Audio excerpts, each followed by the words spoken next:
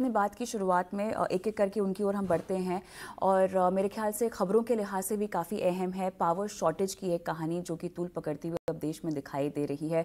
चिंता की तो बात है ही, लेकिन इसके साथ साथ जिस तरह से पूरा समीकरण आगे बढ़ रहा है, अब कहाँ पैसे कमाने के भी मौके इस दिक्कत में आपको उभरते हुए दिखाई दे रहे हैं? सबसे पहले जानते हैं क्या हुआ है? हाँ, पहले वो समझ लेते हैं। तो इस समय अगस्त के अंदर जो इलेक्ट्रिसिटी डिमांड आई है वह एक हिस्टोरिकल गैप है इसके अंदर। तो electricity supply versus electricity demand, उसके अंदर जो गैप आया था, इतना बड़ा गैप आज तक हमने नहीं देखा है। ऐसा क्यों हुआ? 2-3 कारण हैं। एक तो मॉनसून इस समय डिलेड थे। सो अगस्त का जो महीना था, it was a very dry month. Dry month होता है तो आपकी कंडीशनिंग डिमांड और आपकी कूलिंग इक्विपमेंट की डिमांड ज़्यादा आती है। देखिए कविता जी, हम as a society we are moving towards more comfort. अब हमें कार में एसी चाहिए, घर में एसी चाहिए, स्टूडियो में एसी चाहिए। एक ज़माना आता था जब हम साइकिल पे बिना सन क्रीम लगाए निकलते थे। So that is the progress. As you grow higher, as the per capita increases, your energy consumption demand will also increase. तो आपको एनर्जी डिमांड, हम ग्रोथ की बात करें तो ग्रोथ क्या होती है? Comfortable life. कंफर्टेबल लाइफ क्या होती है? Comfortable life and protecting yourself from environment. तो उसमें एनर्जी डिमांड आपकी ज़्यादा आती है। तो एनर्जी डिमांड इंडिया की has not kept up with the capacity addition. तो अगस्त के अंदर डिमांड ज़्यादा आई। दूसरी तरफ प्राइवेट केपेक्स इस समय काफ़ी ज़्यादा हो रहा है। स्टील कंपनीज, ऑटोमोबाइल कंपनीज, हम मैन्युफैक्चरिंग की बात करें। देखिए मैन्युफैक्चरिंग में इलेक्ट्रिसिटी बहुत लगती है। आप आईटी में कोडिंग करते हैं तो उसके अंदर आपको इतनी इलेक्ट्रिसिटी नहीं लगती है। बिल्डिंग का एयर कंडीशन, घर की लाइट, थोड़ा बहुत एडमिन कॉस्ट। मगर electricity, IT services not a electricity guzzler industry. मगर जहाँ आपने गाड़ी बनाई, जहाँ आपने माइक्रोफोन बनाया, जहाँ आपने लैपटॉप्स बनाए, आपकी इलेक्ट्रिसिटी कंजम्पशन बहुत बढ़ जाती है। तो that electricity demand has gone higher. तो मुझे लगता है कि कैपेसिटी वर्सेस डिमांड, जितनी कैपेसिटी ऐड हो रही है वर्सेस जितनी डिमांड है, आने वाले 2 से 3 साल के अंदर हिंदुस्तान की बिजली की शॉर्टेज रहेगी। And I looked at the numbers, और मैंने काफ़ी नंबर्स को 2 या 3 बार पढ़े हैं। मैं एक बड़ा स्टेटमेंट नहीं बता रहा हूँ, जो फैक्ट्स हैं वो फैक्ट्स टेबल पे रख रहा हूँ। तो क्या हो सकता है? First, consumer should be prepared for paying more prices for electricity. यानी हिंदुस्तान में बिजली महंगी होने वाली है। बिल बढ़ जाएगा, मतलब सीधा सीधा। हम अब ये कड़वा सच है, मगर बिल हमारा बढ़ने वाला है। सेकंड, मुझे लगता है कि यहाँ पर डिफरेंशियल प्राइसिंग आने वाली है इलेक्ट्रिसिटी को लेकर के। सुबह का रेट और शाम का रेट और। अच्छा, ऐसा क्यों लग रहा है आपको? क्योंकि जो इंडिया में जो इलेक्ट्रिसिटी जो डिमांड है, दिन में कम होती है, रात में ज़्यादा होती है। हाँ, दिन में कम होती है, रात में ज़्यादा होती है। आप ऑफिस से निकल के घर जाएंगे, घर में आप एसी चलाते हैं, या फिर आपकी डिमांड ऑफ इलेक्ट्रिसिटी घुस आया। तो मुझे लगता है इंडिया के अंदर कंज्यूमर लेवल पे डिफरेंशिएटेड प्राइसिंग आने वाली है। तीसरा, अब ये देखना पड़ेगा, बिकॉज स्टेट इलेक्शंस अभी आ रहे हैं और सेंट्रल इलेक्शन अगले साल है। सरकार इस पूरे ब्रिज को, जिसे हम कह सकते हैं कि electricity is always political hot potato, उसको कैसे हैंडल करती है। तीसरा मुद्दा ये। चौथा, अब बात करते हैं शेयर बाज़ार की। तो शेयर बाज़ार के अंदर इलेक्ट्रिसिटी प्रोड्यूसर्स की बात करते हैं। तो इलेक्ट्रिसिटी प्रोड्यूसर्स 2 तरह के होते हैं, 2 मॉडल्स होते हैं। एक होता है पीपीपी मॉडल, जिसके अंदर आप डिस्कॉम के साथ टाइप कर लेते हैं, 15 साल 20 साल का टाइप, जहाँ पर आप फिक्स प्राइस पर उनको सप्लाई करते हैं। तो उसमें तो कुछ फ़र्क नहीं पड़ेगा। सेकेंड होता है मर्चेंट पावर। मर्चेंट पावर होता है, अलग अलग कंपनियों के अलग अलग रेशियोज़ हैं। मर्चेंट पावर के अंदर आप उसको मार्केट में बेच सकते हैं।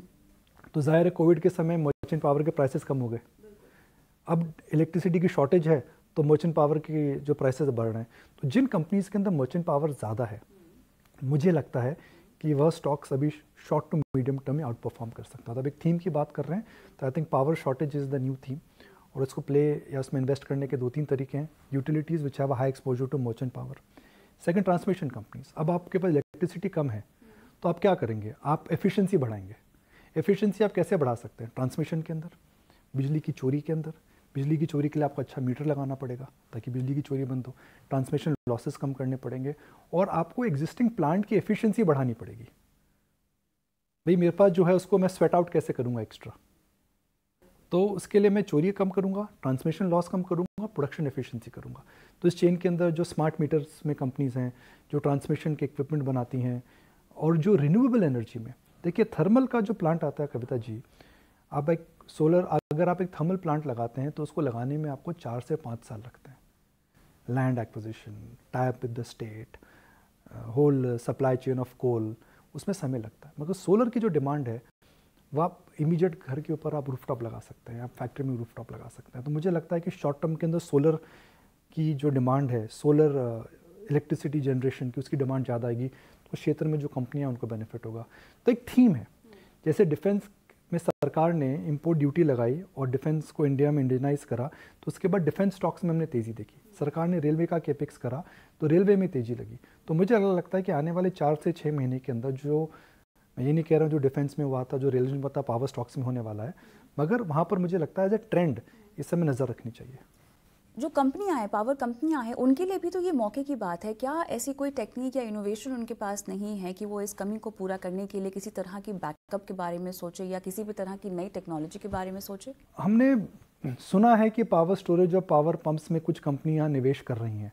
BHEL शायद इक्विपमेंट बना रहा है, JSW एनर्जी कुछ कर रही है, मगर ये इतना बड़ा नहीं है अभी कि जिसकी वजह से इतनी जो बड़ी शॉर्टेज आ रही है वो हो सकती है। देखिए, आने वाले समय में मुझे लगता है कि पावर स्टोरेज एक बड़ी टेक्नोलॉजी हो सकता है, बिकॉज जब पावर आप देखिए, पावर की डिमांड ऊपर नीचे होती है, आप पावर को स्टोर नहीं कर सकते। आपने बिजली प्रोड्यूस करी, अगर वो कंज्यूम नहीं होती तो वो व्यर्थ है वो। मगर पावर डिमांड क्योंकि ऊपर और नीचे में अलग अलग होती है, क्या पावर को स्टोर कर सकते हैं?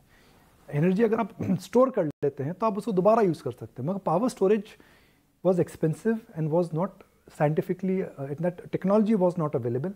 मेरी जो समझ है वह टेक्नोलॉजी शायद अवेलेबल है और कुछ कंपनीज इसको अडॉप्ट कर रही हैं, मगर वो बहुत नेसेंट स्टेज पर है। रेलवे की बात करते हैं, यहाँ पर जो हम तेज़ी देख चुके हैं, अब क्या लगता है आपको कि वैल्यूएशंस महंगे हैं, दूर हो जाना चाहिए स्पेस से इतने रनअप के बाद? देखिए, मेरे I think best of the bulls have got the move wrong. मतलब अगर आप देखें तो रेलवे स्टॉक्स के अंदर जो एक लगातार रफ्तार देखने को हमें मिल रही है, यह रफ्तार रेयर देखने को मिलती है, मगर इसके कारण हो सकते हैं बिकॉज मोमेंटम है, प्राइस एक्शन है। मगर रेलवे क्षेत्र के अंदर क्या सरकार स्पेंडिंग करेगी? जी हाँ। क्या इसके अंदर कोई क्या है कि मेगा ट्रेंड है? जी हाँ। क्या इंडिया में रेल मॉडर्नाइजेशन हो रहा है? जी हाँ। क्या इन सब की ऑर्डर बुक्स अच्छी हैं? जी हाँ। तो जो बिग पिक्चर है बड़ी अच्छी है। मगर शेयर बाज़ार में क्या होता है, जो आने 3 साल में होने वाला होता है, कई बार शेयर बाज़ार उसको इमीडिएट डिस्काउंट कर देता है। तो मेरा यह मानना है कि रेलवे के अंदर ऑर्डर्स आते रहेंगे, कंपनीज ग्रो करती रहेंगी, मगर जो FY 27 और 28 में जो नंबर्स हम प्रोजेक्ट कर रहे हैं, वो मुझे लगता है मार्केट FY 24 और FY 25 में ही डिस्काउंट कर रहा है। तो markets are discounting a lot of future good news in advance. चीनी की मैं बात करती हूँ। सर तो चीनी लेते नहीं हैं, लेकिन यहाँ पे चीनी की जो मिठास है, कीमतों के जन्माष्टमी में बढ़िया लड्डू खाए थे, माखन मिश्री, इस्कॉन गया था, वहाँ से प्रसाद लेकर आया हूँ। तो अरे वाह इसके बारे में भी चर्चा करेंगे। लेकिन अब जो चीनी की कीमतों में तेजी लगी हुई